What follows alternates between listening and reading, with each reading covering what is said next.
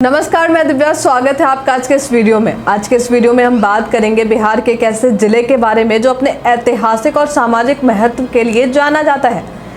जिस जिले ने स्वाधीनता संग्राम के समय अपनी सराहनीय भूमिका अदा की, जिसके धरती पर सरदार मंगल सिंह जैसे वीर पूतों ने जन्म लिया, जो मानव बसाव के प्राचीन केंद्रों में से एक है। जी हाँ, आज हम बात कर रहे हैं भोजपुरी भाषी क्षेत्र सारण जिले के बारे में। भूमि वनों के विस्तार और काफी अधिक संख्या में यहाँ रहने वाले हिरणों के कारण इस जिले का नाम सारंग या अरण्य पड़ा। जहाँ सारंग का अर्थ होता है हिरण और अरण्य का अर्थ होता है वन। समय के साथ साथ बोलचाल की भाषा में सारंग से सारण हो गया और अब यह जिला सारण जिले के ही नाम से जाना जाता है। वहीं एक ब्रिटिश विद्वान की धारणा के अनुसार मौर्य सम्राट अशोक के समय इस क्षेत्र में जो धम्म स्तंभ लगाए गए थे उसे शरण भी कहा जाता था। शरण के नाम पर ही आगे चलकर यह जिला सारण के नाम से लोगों के बीच प्रसिद्ध हुआ। इस जिले का प्रशासनिक मुख्यालय छपरा में है। यदि हम इस जिले के चौहद्दी की बात करें तो उत्तर में सिवान और गोपालगंज, दक्षिण में यह जिला गंगा और घाघरा नदी से घिरा हुआ है, जहां नदी पार पटना और भोजपुर जिले स्थित हैं। यदि पूर्व दिशा की बात करें तो इस तरफ मुजफ्फरपुर और वैशाली जिला स्थित है। वहीं पश्चिम में सिवान और उत्तर प्रदेश का एक जिला बलिया स्थित है। इस जिले का क्षेत्रफल 2641 वर्ग किलोमीटर में फैला हुआ है। यहाँ की आबादी 36,06,061 है। इस जिले के 3 अनुमंडल हैं, जिनमें सदर, मढ़ौरा और सोनपुर है। यहाँ कुल 20 प्रखंड और 1807 गांव हैं। सारण जिले का सबसे महत्वपूर्ण पुरातत्व स्थल चिरांद है। जिला मुख्यालय छपरा से यह मात्र 11 किलोमीटर की ही दूरी पर स्थित है। सारण महाजनपद काल में कोसल महाजनपद का एक अंग था। पाल शासकों द्वारा 8वीं सदी में यहाँ आधिपत्य जमा लिया गया। बाबर द्वारा भी इस क्षेत्र को अपने साम्राज्य का एक हिस्सा बनाया गया था। मुगल शासन के दौरान ही अकबर के शासन काल पर आईने अकबरी की रचना की गई थी। इस रचना के अनुसार सारण एक राज्य था और वर्तमान बिहार के हिस्से सारण के ही अंग थे। 1765 में अंग्रेजों को इस क्षेत्र में दीवानी का अधिकार मिल गया। यह दीवानी का अधिकार उन्हें बक्सर युद्ध में विजय प्राप्ति के बाद हुआ था। जब पटना प्रमंडल बना तब सारण और चंपारण मिलाकर एक जिला बनाया गया, लेकिन फिर वर्ष 1866 में चंपारण और सारण अलग अलग हो गए। पटना के सचिवालय पर 1942 के अगस्त क्रांति के समय 7 वीरों ने तिरंगा फहराया था। इन 7 वीरों में से 2 वीर सारण जिले के ही रहने वाले थे। इन 2 वीरों में से एक का नाम उमाकांत प्रसाद सिंह था, जो कि सारण के नरेंद्रपुर गांव के ही रहने वाले थे। वहीं दूसरे वीर का नाम राजेंद्र सिंह था, जो कि बनवारी चकवाला नया गांव के रहने वाले थे। आगे चलकर इस जिले में सम्मिलित सिवान 1972 में और गोपालगंज साल 1973 में सारण से अलग हो गए। जब भारत की प्रधानमंत्री इंदिरा गांधी द्वारा देश में आपातकाल की घोषणा की गई, तब सारण जिले के ही रहने वाले जयप्रकाश नारायण ने इसका विरोध किया था। लोकनायक जेपी ने पूरे देश में जन क्रांति की लहर पैदा कर दी थी, जिसका परिणाम सत्ता परिवर्तन देखा गया। चलिए अब आगे के इस चर्चा में हम बिहार के सारण जिले के प्रसिद्ध व्यक्ति के बारे में जानते हैं। प्रसिद्ध व्यक्तियों की सूची में हम सबसे पहले बात करेंगे जयप्रकाश नारायण की। इनका जन्म 11 अक्टूबर वर्ष 1902 में बिहार के सारण जिले के सिताब दियारा में हुआ था। ये स्वतंत्रता सेनानी होने के साथ साथ एक राजनेता भी थे, जो इंदिरा गांधी के विरुद्ध विपक्ष का नेतृत्व करने के लिए जाने गए। इन्होंने आपातकाल का भी जमकर विरोध किया था। इन्होंने राज्य ही नहीं बल्कि पूरे देश में एक लोकनायक के रूप में ख्याति प्राप्त की। अब दूसरे प्रसिद्ध व्यक्तियों की सूची में हम जानते हैं शहीद राजेंद्र सिंह के बारे में।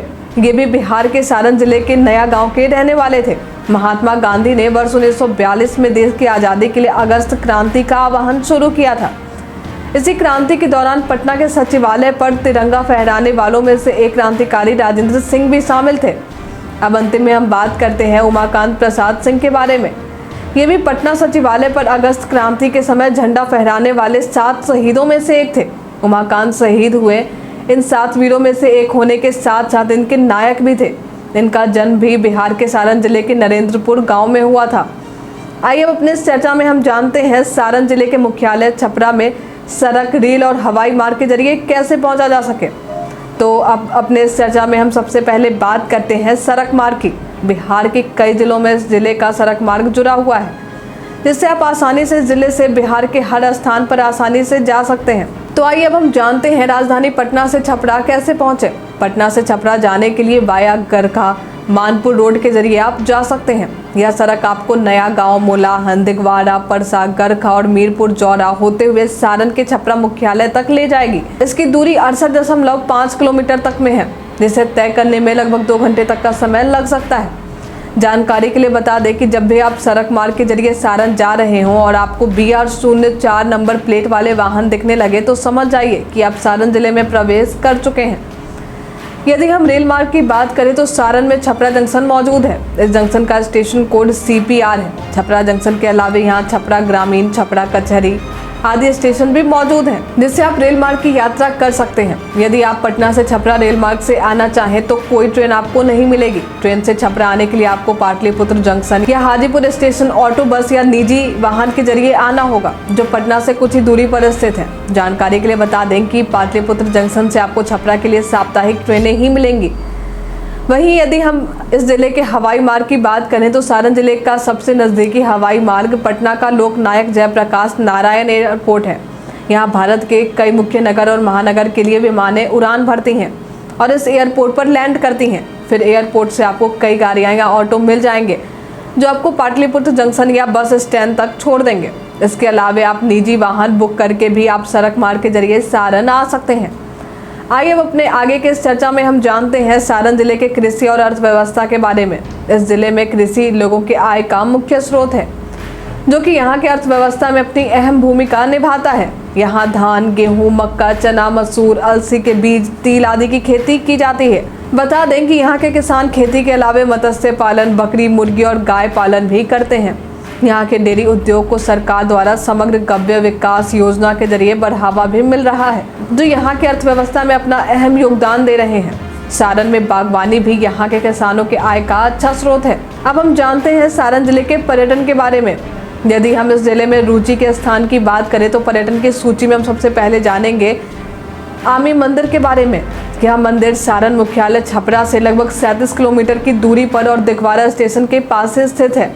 आमी में एक बहुत पुराने अम्बे माँ की मंदिर है। इसकी चर्चा दुर्गा सप्तशती के 8वें अध्याय में भी की गई है।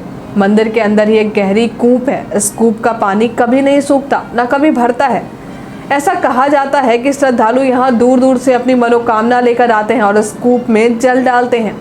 इस मंदिर में माँ अम्बे की पूरे विश्व में एकमात्र मिट्टी की मूर्ति है, जो अब तक वैसी ही है। अब दूसरे नंबर पर हम बात करते हैं यहाँ के सोनपुर में स्थित हरिहर नाथ मंदिर के बारे में। यहाँ कार्तिक पूर्णिमा के अवसर पर एशिया का सबसे बड़ा अंतर्राष्ट्रीय पशु मेला लगता है। इस मेले को देखने दूर दूर से लोग पहुँचते हैं। बता दें कि सोनपुर का रेलवे स्टेशन बिहार के सबसे लंबे रेलवे प्लेटफॉर्म में शामिल है। हरिहर नाथ मंदिर के अलावा यहाँ पर शिव मंदिर और काली मंदिर भी ऐतिहासिक धार्मिक स्थलों में से एक है। छपरा से सोनपुर 60 किलोमीटर की ही दूरी पर स्थित है।